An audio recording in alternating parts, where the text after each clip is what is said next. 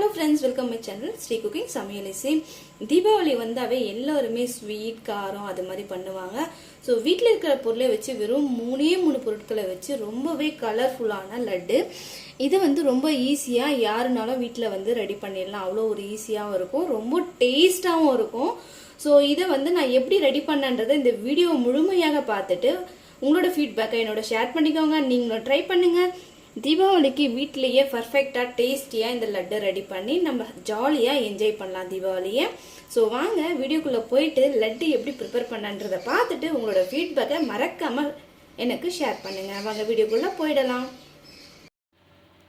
இன்றைக்கி பார்த்திங்கன்னா நம்ம வந்து கடலைப்பருப்பு லட்டு தான் செய்ய போகிறோம். இதுக்கு நம்ம ஒரு கிண்ணத்தில், அதாவது ஒரு சின்ன பவுலில் அளவோடு எடுத்திருக்கேன். இதை வந்து கரெக்டாக வந்து முக்கால் கப் எடுத்திருக்கேன். இதை வந்துட்டு இதை ஒரு மிக்சிங் பவுலுக்கு மாற்றிட்டு இதை வந்து 2-3 டைம் நல்லா வாஷ் பண்ணி இதை வந்து கிட்டத்தட்ட 3 மணி நேரம் போல் நல்லா ஊற வைக்கலாம். இப்போ 2-3 டைம் நல்லா வாஷ் பண்ணிவிட்டு இந்த பருப்பு இருக்க ஸ்டார்ச் எல்லாம் நல்லா போகிற மாதிரி நல்லா அலசிட்டு இது மாதிரி 2-3 மணி நேரம், கரெக்டாக 3 மணி நேரம் போல் நல்லா இந்த பருப்பை ஊற வச்சு எடுத்துக்கலாம். இப்போ ஃப்ரெண்ட்ஸ், நான் வந்து இந்த கடலைப்பருப்பை 3 மணி நேரம் நல்லா ஊற போட்டு எடுத்திருக்கேன். நம்ம வடைக்கு வந்து எப்பவுமே 1 மணி நேரம் போல் ஊற எடுப்போம். இந்த லட்டு செய்யறதுக்கு கம்பல்சரி வந்து நம்ம 3 மணி நேரம் நல்லா ஊற வச்சு எடுத்துக்கணும். அடுத்து ஒரு மிக்ஸி ஜார் எடுத்துக்கோங்க. இந்த பருப்பை தண்ணி கொஞ்சம் ஃபில்டர் பண்ணி அதெல்லாம் சேர்த்துக்கோங்க. இப்போ நம்ம வந்து இந்த கடலைப்பருப்பு உப்பு எதுவுமே சேர்க்காம வடை செய்கிற ஞாபகத்தில் உப்பு எதுவும் சேர்க்காதீங்க. அப்படியே வந்து கொஞ்சம் நம்ம வடைக்கு அரைப்போம்ல குறகுறப்பா, அதை விட இன்னும் கொஞ்சம் மைய அரைச்சி எடுத்துக்கணும். இது மாதிரி நல்லா வந்து இது மாதிரி அரைச்சி எடுத்துக்கோங்க. இதை ஒரு மிக்சிங் பவுலுக்கு மட்டும் மாற்றிக்கோங்க. இதில் நம்ம இப்போ எதுவுமே சேர்க்காம நல்லா எண்ணெய் சூடு பண்ணி கொஞ்சம் பக்கோடா மாதிரி, இது நீங்கள் உப்பு சேர்த்து அப்படியே பக்கோடா பொரிச்சியும் சாப்பிட்டுக்கலாம். ஸோ நம்ம ஸ்வீட் பண்ணுறதுனால நம்ம உப்பு சேர்க்க போகிறதில்ல, அப்படியே வந்து எண்ணெய் டைரெக்டாக பொரிச்சு எடுக்க போகிறோம். இப்போ எண்ணெய் நல்லா சூடாகிடுச்சு. இப்போ கொஞ்சம் கொஞ்சமாக நம்ம அதில் பக்கோடா மாதிரி விட்டு பொரிச்சு எடுக்க போகிறோம். சின்ன சின்னதாக விட்டுக்கோங்க, அப்போ தான் வந்து உள்ளே நல்லா வெந்து வரணும். நமக்கு வந்து இந்த கடலைப்பருப்போட பச்சை வாசனை வரக்கூடாது லட்டில்.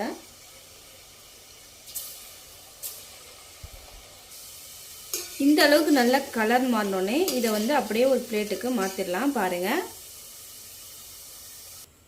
இந்த மாதிரி நல்லா கலர் மாறினோடனே இது மாதிரி எடுத்து வச்சுக்கலாம். இப்போ நான் எல்லாத்தையுமே அதே மாதிரி பொரிச்சு எடுத்துக்கிறேன். இப்போ எல்லாத்தையுமே நல்லா கிரிப்ஸியாக முறுமுறுன்னு இது மாதிரி வந்து பொரிச்சு எடுத்தாச்சு. இப்போ இதை வந்து நல்லா ஆற வச்சுட்டு நம்ம வந்துட்டு மிக்ஸி ஜாரில் உதிரியாக பிரித்து போட்டு நம்ம வந்து இப்போ அரைக்க போகிறோம். மிக்ஸி ஜார் எடுத்துக்கோங்க. இதில் ஈரப்பாதம் இல்லாத மாதிரி பார்த்துக்கோங்க.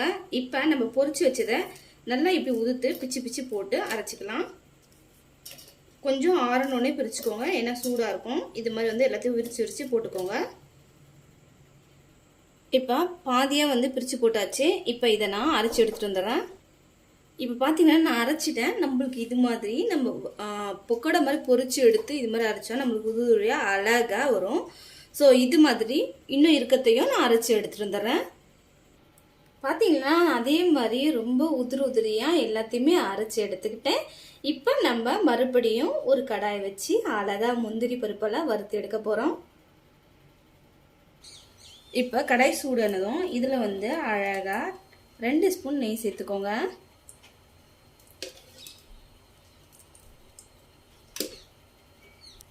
இதில் நம்ம எடுத்து வச்சுருக்கிற முந்திரியும் திராட்சையும் சேர்த்து நல்லா வந்து வறுத்துக்கோங்க. நல்லா வந்து பபிள்ஸ் மாதிரி வரணும், நல்லா கலர் நல்லா கோல்டன் கலரில் மாறணும். முந்திரி திராட்சை அதே மாதிரி நல்லா வறுத்து எடுத்து வச்சுக்கலாம். இப்போ நல்லா வறுப்பட்டோடனே இது ஒரு பிளேட்டுக்கு மாற்றி எடுத்துடலாம். ஒரு பிளேட்டில் மாற்றியாச்சு. இப்போ அதே கடாயில் நான் வந்து இதில் கரெக்டான அளவுக்கு கடலைப்பருப்பு எடுத்தேன், அதே அளவுக்கு சுகர் எடுத்திருக்கேன். இப்போ சுகரை இதில் சேர்த்துக்கோங்க. சேர்த்துட்டு 1/4 கப்பு போல் தண்ணி சேர்த்துக்கோங்க. தண்ணி சேர்த்துட்டு இதில் சுகர் சிரப் வந்து நல்லா வந்து நம்மளுக்கு வந்து ஒரு கம்பி பதம் வரணும். எல்லாருக்குமே தெரியும் ஒரு கம்பி பதம் என்னென்னு. ஸோ அந்த அளவுக்கு வந்தோடனே நான் உங்களுக்கு காமிக்கிறேன். இப்போ நல்லா சுகர் கரையட்டும். இப்போ கம்பி பதம் நம்மளுக்கு அதான் செக் பண்ணுவோம். இங்கே பார்த்தீங்கன்னா இதுங்க ஒரு நிமிஷம். இந்த மாதிரி வந்து ஸ்டிக் ஃபார்ம் வரணும் நம்மளுக்கு. வருதுங்களா? இந்த மாதிரி வந்த உடனே இதில் கொஞ்சமாக ஃபுட் கலர் சேர்த்துக்கோங்க. அடுத்து இதில் 2 ஏலக்காய் போல் விரிச்சு சேர்த்துருக்கேன். உங்ககிட்ட ஏலக்காய் பவுடர் இருந்தாலும் அதை சேர்த்துக்கோங்க. இப்போ இதை நல்லா மிக்ஸ் பண்ணி கொடுங்க. இப்போ நம்மளுக்கு எல்லா பதமும் வந்த உடனே நம்ம வந்து அரைச்சி வச்சிருக்கிற கடலைப்பருப்பை இதில் சேர்த்துக்கோங்க. எல்லாத்தையுமே சேர்த்துட்டு நல்லா மிக்ஸ் பண்ணி கொடுங்க. ஃபயர் ஸ்லோ ஃப்ளேமில் வச்சுக்கோங்க. இப்போ நல்லா மிக்ஸ் பண்ணி கொடுங்க. நம்ம சுகர் சிரப்பும் கடலை மாவும் நல்லா மிக்ஸ் ஆகணும். இந்த மாதிரி நல்லா வந்து மிக்ஸ் பண்ணி கொடுங்க. கொஞ்ச நேரம் இதில் வந்து நம்ம கரைச்சி வச்ச கடலைப்பருப்பு வந்து நல்லா வந்து இதில் மிக்ஸ் ஆகணும். கலரும் வந்து உங்களுக்கு தேவையான கலர் சேர்த்து செய்யுங்க. உங்கள் விருப்பம், நல்லாயிருக்கும். இப்போ இதோட நம்ம வறுத்து வச்சிருக்கிற முந்திரி திராட்சை அதை அப்படியே சேர்த்துக்கோங்க. சேர்த்துட்டு இதை நல்லா மிக்ஸ் பண்ணி கொடுங்க. மறுபடியும் இப்போ நெய் நம்ம சேர்க்க தேவையில்லை. கொஞ்சமாக நம்ம முந்திரி திராட்சை வறுத்தோம் இல்லைங்களா, அதே சரியாக போயிடும். இப்போ இதை நல்லா மிக்ஸ் பண்ணி மட்டும் விட்டுக்கோங்க. கலர் ரொம்ப சூப்பராக இருக்கு.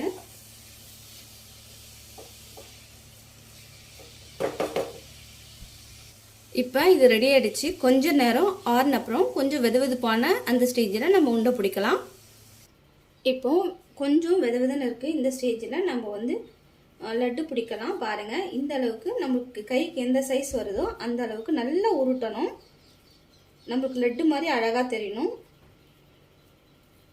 நல்லா இது மாதிரி எல்லாத்தையுமே அழகாக உருட்டிக்கோங்க. அதே மாதிரி நம்ம கையில் வந்து தண்ணி ஈரப்பதம் எதுவுமே இல்லாத மாதிரி நல்லா தொடச்சிட்டு க்ளீனாக செய்யுங்க. அப்போ தான் இதை வந்து நம்ம வந்து ஸ்டோரேஜ் பண்ணியும் சரி சாப்பிடலாம். அவ்வளோதான், சூப்பராக லட்டு ரெடி ஆகிடுச்சு. ஸோ இதே மாதிரி எல்லாத்தையுமே நம்ம பிடிக்கலாம்.